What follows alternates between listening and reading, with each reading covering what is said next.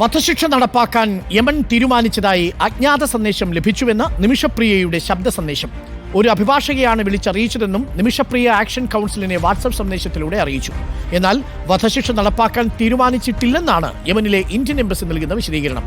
നിമിഷപ്രിയയ്ക്ക് ലഭിച്ച ഫോൺ കോളിൽ ദുരൂഹതയുണ്ടെന്ന് action council അംഗവും അഭിഭാഷകനുമായ KR സുഭാഷ് ചന്ദ്രൻ റിപ്പോർട്ടറിനോട് പറഞ്ഞു. കേൾക്കാം.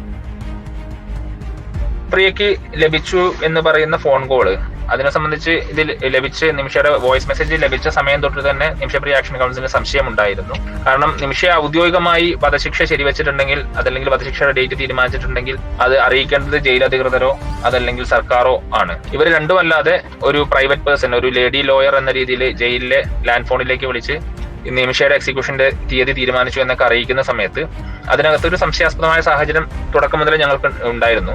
പിന്നീട് ഇപ്പോ ഇന്ത്യൻ എംബസിയുടെ വിശദീകരണം വരുന്നത് അത്തരത്തിലൊരു നീക്കവും ഉണ്ടായിട്ടില്ല. ശ്യാം ദേവരാജ് ഉണ്ട് കൂടുതൽ വിവരങ്ങളുമായി. ശ്യാം ദേവരാജ്, ഇപ്പോൾ നിമിഷപ്രിയയുടെ മോചനവുമായി ബന്ധപ്പെട്ട് കുറേ കൂടി ദുരൂഹതകൾ ഉണ്ടാവുകയാണല്ലോ. മോചനദ്രവ്യം സംബന്ധിച്ചും അതുമായി ബന്ധപ്പെട്ട് നമുക്ക് സംസാരിക്കാൻ കഴിയാതെ പോകുന്നതും അത് അനന്തമായി നീളുന്നതിനും ഇടയിലാണ് ഇങ്ങനെയൊരു അജ്ഞാതമായ ഫോൺ കോൾ. എന്താണ് യഥാർത്ഥത്തിൽ സംഭവിച്ചിട്ടുണ്ടാവുക?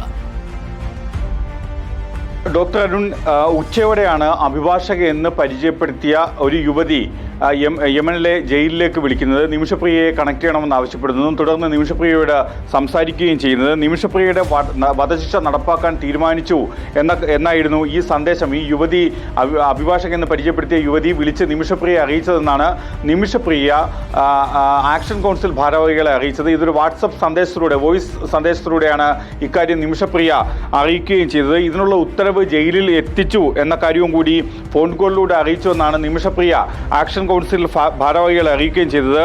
എന്നാൽ ഇതിൽ ഇത്തരമൊരു വധശിക്ഷ നടപ്പാക്കാൻ തീരുമാനിച്ചിട്ടില്ല എന്നും ഇതൊരു അത്തരം കാര്യം വധശിക്ഷ നടപ്പാക്കാനുള്ള അത്തരമൊരു തീരുമാനമുണ്ട് എന്ന കാര്യം യമനിലെ ഇന്ത്യൻ എംബസി നിഷേധിക്കുകയാണ് ചെയ്യുന്നത്.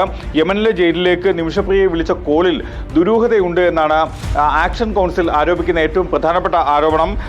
കാരണം ഇതിൽ ഏറ്റവും പ്രധാനപ്പെട്ടത് റംസാൻ മാസത്തിൽ ഈ രീതിയിലുള്ള ഒരു വധശിക്ഷ ഇസ്ലാമിക രാഷ്ട്രങ്ങൾ സാധാരണ നടപ്പാക്കില്ല. അതുകൊണ്ട് തന്നെയാണ് ഈ ഫോൺ കോളിൽ ദുരൂഹതയുണ്ട് എന്ന കാര്യം ആക്ഷൻ കൗൺസിൽ ഉയർത്തുകയും ചെയ്യുന്നത്. മാത്രമല്ല, ഇത് തെറ്റിദ്ധരിപ്പിക്കാനുള്ള ശ്രമത്തിന്റെ ഭാഗമായാണ് നിമിഷപ്രിയയ്ക്ക് ഈ രീതിയിൽ യമനിലെ ജയിലിൽ ഈ രീതിയിൽ കോൾ ലഭിച്ചതെന്നാണ് ആക്ഷൻ കൗൺസിൽ ആരോപിക്കുകയും ചെയ്യുന്നത്. ഇതിൽ ദുരൂഹതയുണ്ട് എന്ന കാര്യവും കൂടി അഭിഭാഷകനും ഈ ആക്ഷൻ കൗൺസിൽ ഭാരവാഹി കൂടിയായ ആക്ഷൻ കൗൺസിൽ അംഗം കൂടിയായ എംബസിയുമായി ബന്ധപ്പെട്ട ആൾക്കാരല്ല, ഓഫീസുമായി ബന്ധപ്പെട്ട ആൾക്കാരല്ല, യമനിലെ സർക്കാരുമായി ബന്ധപ്പെട്ടവരല്ല, നമ്മൾ ഏർപ്പെടുത്തിയ നിമിഷപ്രിയയുടെ ആക്ഷൻ കൗൺസിലുമായി ബന്ധപ്പെട്ട ആരുമല്ല. പിന്നെ അങ്ങനെയാണെങ്കിൽ അതാര് എന്നുള്ളതാണ് പ്രധാനപ്പെട്ട ചോദ്യം.